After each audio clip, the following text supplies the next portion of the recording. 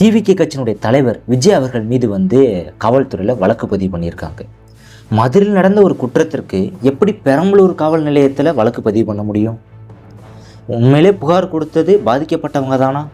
In case பாதிக்கப்பட்டவங்க இல்லை அப்படின்னா அவங்க சட்ட ரீதியான எதிர்கொள்ள நடவடிக்கை என்ன, டிவிகே கட்சியின் சார்பாக எடுத்த நடவடிக்கை என்ன அப்படின்னு சொல்லி ஒரு முழு தகவலை நீங்கள் நம்ம பார்க்க போகிறோம். இந்த வீடியோ முழுக்க வந்து லீகல் ஆஸ்பெக்டில் மட்டும்தான் இருக்க போகுது. ஸோ இந்த வீடியோ யாரும் ஸ்கிப் பண்ணிடாதீங்க, முழுசாக பாருங்கள். வாங்க வீடியோக்குள்ள போகலாம். Law is a very powerful weapon. யாரை காப்பாற்றுறதுக்காக நாம் அதை பயன்படுத்துறது ரொம்ப முக்கியம். யாரா இருந்தாலும் எத்தனை பேர் இருந்தாலும் அவங்களுக்கு நீதி கிடைக்கணும். அதை உறுதி செய்யறது இந்த நீதிமன்றத்தோட தார்மீக கடமை. தப்பு பண்றவங்களுக்கு பதவி, பணம், ஜாதின்னு நிறைய இருக்கு சார். பாதிக்கப்பட்டவங்களுக்கு நாம தானே இருக்கோம். நமக்கு எல்லாத்துக்குமே நல்லா தெரிஞ்சிருக்கும், டிவிகே கட்சியினுடைய 2வது மாநில மாநாடு மதுரையில் நடைபெற்றுச்சு. அப்போ ரேம்பாக் போகும்போது பவுன்சர்னால ஒருத்தர் தள்ளப்படுறாரு, அவர் பின்னாடி வழக்கு பதிவு பண்ணுறாரு அப்படின்னு சொல்லி நம்ம ஆல்ரெடி ஒரு டீட்டெயிலாக ஒரு வீடியோ போட்டிருக்கோம். அந்த வீடியோட லிங்க் கீழே கொடுத்துருக்கேன், தெரியலனா தெரிஞ்சு பார்த்துக்கோங்க. அதை பேஸ் பண்ணி தான் நம்மளுடைய விஜய் அவர்கள் மீது வந்து ஒரு வழக்கு பதிவு பண்ணுறாங்க. இந்த வழக்கு வந்து பெரம்பலூரில் இருக்கக்கூடிய குன்னம் அப்படின்ற ஒரு காவல் நிலையத்தில் வழக்கு பதிவு பண்ணுறாங்க. அது எப்படி? மதுரையில் நடைபெற்ற ஒரு குற்றத்திற்கு பெரம்பலூரில் வழக்கு பதிவு பண்ண முடியுமான்னு கேட்டால் கண்டிப்பாக முடியும். அதுக்கு பேர் தான் 0 FIR அப்படின்னு சொல்லுவாங்க. அதாவது ஒரு ஜூரிஸ்டிக்ஷன் வேறுபடுது அப்படின்னா அந்த இடத்துல நம்ம ஜூரிஸ்டிக்ஷனை பேஸ் பண்ணி புகார் கொடுக்காம ஒரு அஃபென்ஸை எடுத்துக்கிறாமல் இருக்கக்கூடாது. இது எந்த ஜூரிஸ்டிக்ஷனாக இருந்தாலுமே ஒரு காக்னைசபிள் அஃபென்ஸில் வந்து நம்ம FIR ஃபைல் பண்ணலாம் அப்படின்னு சொல்லக்கூடிய இந்த ப்ரொவிஷன் தான் 0 FIR. இது எந்த செக்ஷன்ஸ் கீழே சொல்கிறாங்க அப்படின்னா 173 ஆஃப் BNSS பாரதிய நாகரிக் சுரக்ஷா சங்கீதா 2023. நம்மளுடைய பழைய CRPCயில் வந்து எந்த ஒரு ப்ரொவிஷன்லையுமே வந்து பர்டிகுலராக 0 FIR மென்ஷன் பண்ணவே கிடையாது. ஆனால் புதுசாக வந்திருக்கக்கூடிய இந்த BNSSல 173 கிளாஸ் 1ல் வந்து தெளிவாக மென்ஷன் பண்ணியிருந்திருக்காங்க. ஜூரிஸ்டிக்ஷன் அதாவது வேறு ஒரு இடத்துல நடைபெற்றிருக்கு அப்படின்ற ஒரு காரணத்துக்காக ஓரலாவோ அல்லது எலக்ட்ரானிக் கம்யூனிகேஷன் மூலியமாகவோ வந்து நம்மளால் கம்ப்ளைண்ட் ஃபைல் பண்ணி FIR ரிஜிஸ்டர் பண்ண முடியும் அப்படின்ற ஒரு விஷயத்தை நம்ம மென்ஷன் பண்ணியிருக்காங்க. அதை நம்மளால் பார்க்க முடியுது. ஓகே, 0 FIR ஃபைல் பண்ணிட்டாங்க. குன்னம்ன்ற ஒரு இதில் வந்து FIR நம்பர் 0/2025 அப்படின்ற ஒரு நம்பரு கீழே இந்த FIR பதிவு பண்ணி மதுரையில் இருக்கக்கூடிய கூடக்கோவில் அப்படின்ற ஒரு போலீஸ் ஸ்டேஷனுக்கு இந்த FIR ஃபார்வர்ட் பண்ணுறாங்க. இந்த கூடக்கோவிலில் வந்து எக்ஸாம் ஒரு நம்பர் மூலியம் வச்சு ஒரு 2025 அப்படின்னு சொல்லி இந்த FIR நம்பரை ரிஜிஸ்டர் பண்ணி இதன் பின்னாடி IO இன்வெஸ்டிகேஷன் ஆஃபீஸர் தான் இந்த சார்ஜ் ஷீட்டு இந்த விஷயம் எல்லாத்தையுமே ஃபுல்லாக ஃபாலோ பண்ணுவார். ஸ்டார்டிங் FIR மட்டும்தான் இந்த குன்னம்ன்ற போலீஸ் ஸ்டேஷன் வந்து ஃபைல் பண்ணுவாங்க. அடுத்த சார்ஜ் ஷீட்டு ட்ரையல் எல்லாமே கண்டக்ட் பண்ணுறது கூடக்கோவிலில் இருக்கக்கூடிய IO இன்வெஸ்டிகேஷன் ஆஃபீஸர் தான் இந்த கேஸை ஃபாலோ பண்ணுவார். ஓகே, உண்மையிலே புகார் கொடுத்தவர் வந்து சரத்குமார் என்ற பெரம்பலூர் இருக்கக்கூடிய குன்னம் பகுதியை சேர்ந்தவரா அப்படின்னு ஒரு கொஸ்டின் எல்லாத்தையுமே எழுது. இங்கே 2 விதமானதாக பார்க்கலாம்.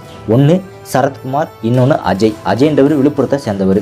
இந்த விழுப்புரத்தில் சேர்ந்தவர் என்ன சொல்கிறாரு அப்படின்னா, அந்த மேலே ஏறி ராம்போ மேலே ஏறி ஓட நான் தான் அது பவுன்சர் எனக்கு தூக்கி போட்டுருவார். நான் தூக்கி போட்டோன்னே நான் கெட்டியமாக கம்மியாக பிடிச்சிக்குவேன். ஆனால் இது வந்து பொய்யான நியூஸை பரப்புறாங்க, இது யாரும் நம்பிடாதீங்க. அது தளபதி மேலே வந்து ஒரு பழி சுமத்தணுன்றதுக்காக தான் அவங்க இதெல்லாம் பண்ணிகிட்ருக்காங்க. ஆனால் அவர் தூக்கி போட்டான்னு சொல்கிறாருங்களா, அவர்கிட்ட ஒரு ப்ரூஃப்மே இல்லை. ஒரு ஃபோட்டோஸோ ஒரு வீடியோ ஒரு செல்ஃபி வீடியோ எதுவுமே இல்லை. ஆனால் எங்ககிட்ட நாங்கள் இவரை கூட்டிகிட்டு போகும்போது இங்கேருந்து ஸ்டார்டிங்கில் வண்டியில் ஏறும்போது இருக்கிற வீடியோவிலேருந்து ஃபோட்டோலேருந்து அங்கே போய் ரேம்பாக் பக்கத்தில் எடுத்துக்கிற செல்ஃபி வீடியோவில் எல்லாமே நாங்கள் பதிவாகிருக்கு. எல்லா ஆதாரமும் எங்கள் செல்லில் இருக்குது.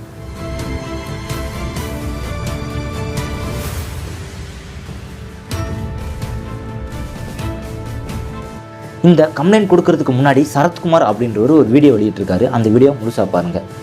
நான் பெரம்பலூர் மாவட்டம் குன்னம் தொகுதியிலேருந்து பேசுகிறேன். எங்கள் அம்மா நியூஸ் 7 சேனலுக்கு வந்து பேட்டி கொடுத்துருந்தாங்க. அது வந்து தவறான தகவல்.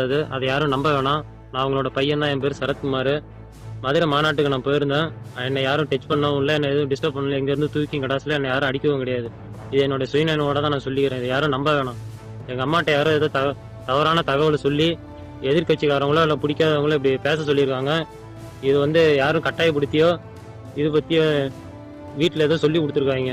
அதனால தான் எங்கள் அம்மா நியூஸ் சேனலுக்கு வந்து பேட்டி கொடுத்துருக்காங்க. இது யாரும் நம்ப வேணாம். அந்த பையன் நான் கிடையாது, நான் வேறு, அந்த பையன் வேறு. இந்த வீடியோவில் அவரே சொல்லியிருக்காரு, எங்கள் அம்மா நியூஸ் 7 அப்படின்னு சொல்லக்கூடிய அந்த தொலைக்காட்சியில் வந்து ஒரு தப்பான ஒரு பேட்டி கொடுத்துட்டாங்க, என்னை வந்து யாருமே தாக்க கிடையாது அப்படின்னு சொல்லி அவருடைய ஓன் ஸ்டேட்மெண்ட்டே அவர் வீடியோவை கொடுத்துருக்காரு. அப்படி இருக்கும்போது பின்னாடியே அவர் வந்து புகார் கொடுத்தாரு.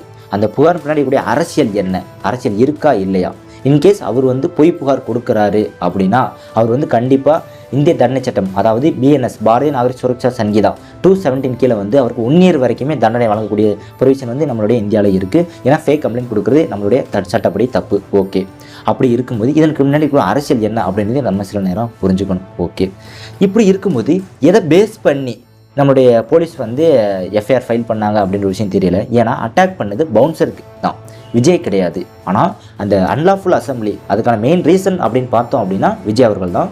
ஸோ இது மேட் அவுட் ஆகுமான்னு கேட்டால் லைட்டாக மேட் அவுட் ஆகும். ஆனால் இந்த அஃபென்ஸே நடக்கலை, பாதிக்கப்பட்ட விக்டிம் வந்து வேற ஆள் இருக்கும் பட்சத்தில் இந்த அஃபென்ஸ் வந்து மேட் அவுட் ஆகாது. இது முழுக்க முழுக்க மிஸ்டேக் ஆஃப் ஃபேக்ட், அதாவது ஒரு உண்மை வழக்கினுடைய பொறுமையை வந்து தப்பாக இருக்குது அப்படின்னு சொல்லி இந்த கேஸை வந்து நம்மளால் வாஷ் பண்ண முடியும். ஹைகோர்ட்டில் போகிறோம் அப்படின்னா 482 ஆஃப் CRPC 528 ஆஃப் BNSS பயன்படுத்தி நம்ம ஹைகோர்ட்டில் குவாஷ் பண்ணி இந்த கேஸையே நம்ம எஃப்ஐஆரை குவாஷ் பண்ணிடலாம். ஓகே, இன்கேஸ் குவாஷ் பண்ணலை அப்படின்னா போலீஸே வந்து மிஸ்டேக் ஆஃப் ஃபேக்ட், அதாவது இந்த ஒரு சம்பவமே நடக்கலை, பாதிக்கப்பட்டவங்க இவங்களே கிடையாது, வேற ஒருத்தங்க இவங்க பொய் புகார் கொடுத்துட்டாங்கன்னு சொல்லி டிவிகே கட்சியினுடைய யாரோ ஒருத்தங்க கம்ப்ளைண்ட் கொடுத்தாங்க அப்படின்னா பொய் புகார் கொடுத்தவங்க மேலேயும் ஆக்ஷன் எடுக்க முடியும். இந்த நம்ம ஃபைல் பண்ண எஃப்ஐஆர் மேலேயும் section 76 of IPC 14 of BNS பயன்படுத்தி நம்மளோட மிஸ்டேக் ஆஃப் ஃபேக்ட்ரியில் ஜுடிஷியல் மேஜிஸ்ட்ரேட்டே வந்து இந்த எஃப்ஐஆரை முடிச்சிடுவார். ஓகே, இது எல்லாமே முடிஞ்சிருச்சு. இப்போது யார் சொல்கிறது உண்மை? அஜய்ன்றவர் சொன்னபடி இவர் பாதிக்கப்பட்டவர் யார், அஜயா இல்லை சரத்குமாரா அப்படின்னு சொல்லி முழுக்க இன்வெஸ்டிகேஷன் பண்ண வேண்டியது யார்? கூட்டக்கோவிலில் இருக்கக்கூடிய IO இன்வெஸ்டிகேஷன் ஆஃபீஸர் தான் முழுக்க இந்த ரெஸ்பான்சிபிலிட்டி எடுக்கக்கூடிய ஒரு நிலையில் இருக்கார். இது அஜய் அப்படின்னு புருவானா அப்படின்னா சரத்குமார் அப்படின்றவருக்கு 1 இயர் வரைக்கும் இம்ப்ரீச்மெண்ட் வழங்கக்கூடிய தண்டனை வழங்கப்படும் அப்படின்ற விஷயத்தை நம்ம தெரிஞ்சுக்கணும். இன்கேஸ் அஜய் இல்லை இது வந்து சரத்குமார் அப்படின்னு சொன்னால் விஜயோட கேஸ் எல்லாமே கன்னிவாய் நம்ம போயிட்டுருக்கோம். இது அடுத்தோட நடவடிக்கை என்னன்னு சொல்லி நம்ம முழுக்க பார்க்க போகிறோம். நீங்கள் என்ன நினைக்கிறீங்க? அஜயா சரத்குமாரா யார் பாதிக்கப்பட்டது? எந்த பக்கம் நியாயம் இருக்குது? இதுக்கு முன்னாடி அரசியல் இருக்கா இல்லையா அப்படின்னு சொல்லி நீங்கள் என்ன நினைக்கின்ற கீழே கமெண்ட்ஸில் கமெண்ட் பண்ணுங்கள். Thank you friends.